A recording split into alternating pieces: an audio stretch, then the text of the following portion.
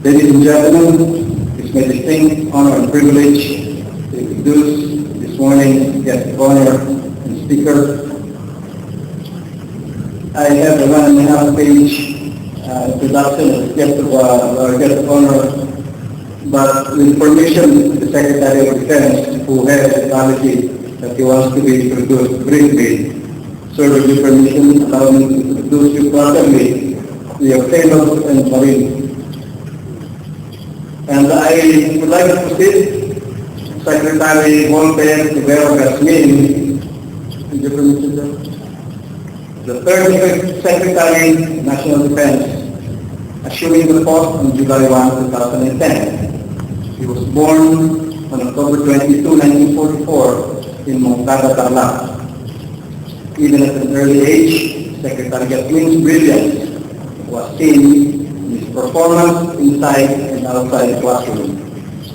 Secretary Gazmin took elementary and secondary education at the University of the Philippines, where he also spent 2 years taking a Bachelor of Science in Chemistry before entering the Philippine Military Academy in 1964.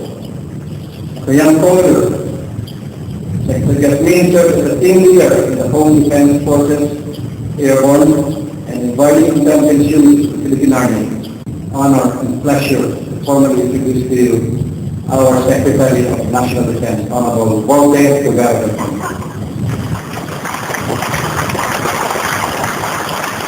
Thank you, kindly be seated. Thank you very much, Vice Admiral Pama, for that very generous introduction.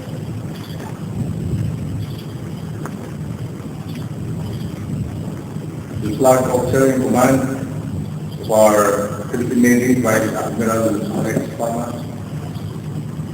the Commander of our Philippine Fleet, Rear Admiral Sangley Point, Mrs. Del Alano,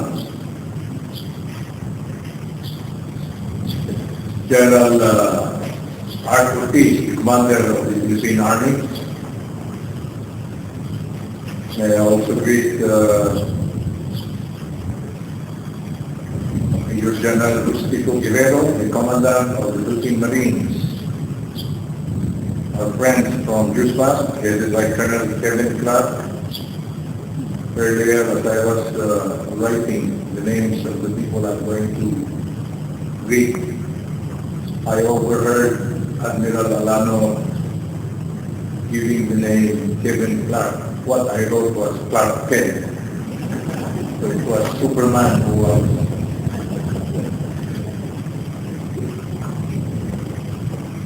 retired Vice Admiral Eduardo Santos, the officers, men and women and civilian employees of the Philippine Fleet, fellow workers in government, ladies and gentlemen. By the way, I'd like to greet my classmate, Commodore Dante Ruiz.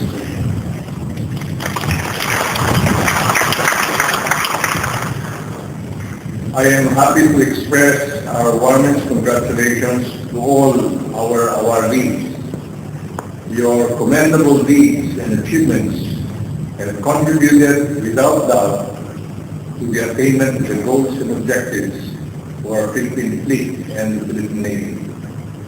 May I greet a stalwart maritime leader, the President of MAAP, or Maritime Academy of Asia and the Pacific, whose patriotism has never been diminished by his retirement from our naval service. Let me make special mention and convey our sincerest thanks to Admiral Ed Santos for his continued deep affection to our noble profession of arms and his unending assistance for the professional betterment of our Philippine Navy and Armed Forces. Truly, our awardees today are worthy of the modest awards and recognitions that we have bequeathed to them within the humble gift of our armed forces and the grateful Filipino nation. Let us give them a big round of applause. I am also pleased to extend our warmest greetings and felicitations to all the officers, men and women, and civilian employees of the Philippine Fleet as they indulge in this festive celebration. Of course, we are also aware that some of them are out at sea and in distant posts, enduring all kinds of adversity and diligently performing their duties, even in oblivion and anonymity. The heart of every Navy is its fleet, and this holds very true to our Philippine Navy. This is so considering the archipelagic nature of our national territory that adds up more to our sea platform requirements. Internally, we are in dire need of naval vessels for the transport of troops, armaments, equipment, and supplies. We likewise lack patrol craft and gunboats to secure our critical sea lanes, especially in the southern part of our country. Externally, for decades we have been wanting in the projection of naval presence. The long stretch of our western border sea lane from north to south has been bare of credible naval assets, so that while we so desire, we are totally incapable of employing the so-called persuasive strategy of gunboat diplomacy. This is the true state of our Navy today. Our Commander-in-Chief is fully aware of this predicament, and he has been exploring all possible means to finance the modernization of our armed forces, including the procurement of sea and air assets for our Navy. Thus, the commissioning of PG-118 and VU-297 today is a welcome event in our Navy's capability development endeavor. This may be viewed as a policy shot in the arm, but the truth of the matter is we really need this patrol gunboat and utility boat to replace the badly depleted assets in our naval inventory. A month ago, in the morning of 14 March, we had the change of command of our armed forces at Camp Maguinaldo. That was presided by our President and Commander-in-Chief, His Excellency Benigno Aquino III. Thus, we have now the new Chief of Staff, our armed forces, in the person of the very dedicated and dynamic gentleman, General Oban Jr. I therefore urge you to extend to him your total support, assistance, and cooperation in all these endeavors for the continued professionalization of our armed forces. Our Defense Department and the General Headquarters of our armed forces today are confronted with many urgent tasks which need to be immediately attended to in order to place our military institution into its ideal state of being. We are now addressing the consequences of the alleged financial anomalies by our former senior military officers.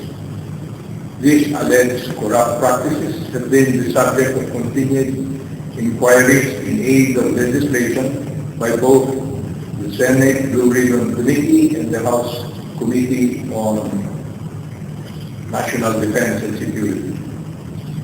Thus, we are introducing reform for the improvement in the management of financial resources.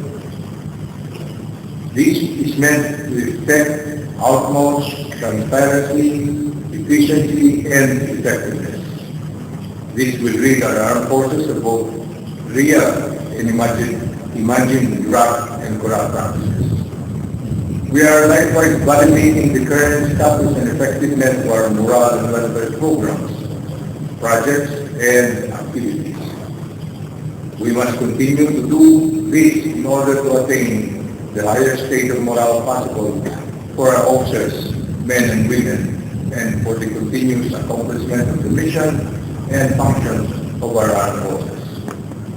We are now fine-tuning our operational goals and objectives, and the capability build-up that we need to effectively defeat the enemy as required by our internal peace and security plan by any hand. But going back to the alleged anomalies committed by our former senior military officers, these are now being investigated by our Defense Department upon the instructions of the President. Appropriately, we have employed checks and balances in our financial management and equipment acquisition programs and projects. These centers on restructuring and reorganization as well as people empowerment through the participation of the civil society, the private sector, non-government organizations, and the media in monitoring DND and AFP projects, financial transactions, and procurement procedures. We are doing all of this in our common goal of fully satisfying the necessary factors that will affect transparency and orderliness and cleanse the Defense Department and military institutions of any anomalies. So that from top to bottom, through our command hierarchy, I expect all our subordinate commands and units to toe the line in this undertaking. I wish to underscore that our success lies in our singleness of purpose and unity of direction. Notwithstanding, it pleases me to inform you that our national leadership has fully understood and manifested his deep sympathy in the plight of our officers and men and women in the armed forces. In this regard, no less than President Aquino himself has repeatedly announced the implementation of morale enhancement programs to address the urgent needs of our military personnel. Thus, seeing the necessity of giving premium value to our military personnel who are engaged in combat duty and upgrading their income, he issued Executive Order number 15, dated 20 December 2010, authorizing the payment of combat allowance in the amount of 260 per month, effective 1 January 2011. This is in addition to the 240 per month that is already being received as combat pay by the uniformed personnel of our armed forces, including our Philippine Marines. The implementing guidelines in the grant of combat allowance is contained in the AUP Management Fiscal Letter number 2011-02, dated 03 March 2011. Aware of the urgent housing needs of our soldiers and policemen, President Aquino also ordered the implementation of the AFP DND housing project. This project would cost the construction of 20,000 housing units at an affordable cost, granting an equal split of 10,000 housing units each for the AFP and DND personnel. These housing units are located in northern and central zone in the towns of Bukawe, San Jose del Monte, and San Miguel, all in Bulacan. In southern Luzon, these dwellings are situated in the towns of Binyan, Calamba, and Calawan, all in Laguna. In 13 Martires, Cavite, and in Calban and Paras, all in Rizal. The Housing Proclamation timetable shall see the completion of 4,000 housing units in June 2011. The remaining 16,000 units are spread out for completion from July 2011 through December 2011. We are now awaiting the issuance of the implementing rules and regulations governing the prescribed requirements and procedures on the awarding of these housing units to our personnel. Today, we have a government whose national leader truly places utmost value in the patriotic deeds of our soldiers. President Aquino is very appreciative and thankful of the toils and sacrifices of our men and women.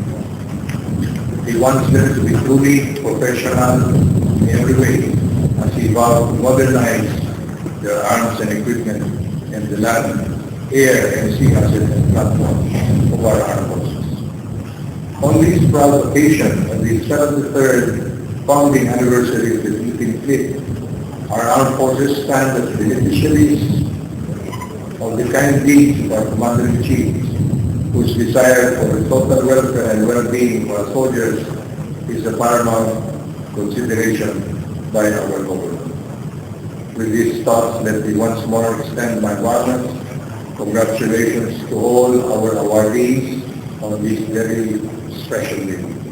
Again, to our Philippine Fleet personnel, my warmest congratulations, and may you continue to save for greater achievements for our country, nation, and people. Let me end my remarks by conveying to you my best wishes in genuine sailors, parlance, fair winds, clear skies, and following seas. To Admiral Alexander, thank you for your kind invitation. Happy anniversary and a very pleasant day to everyone.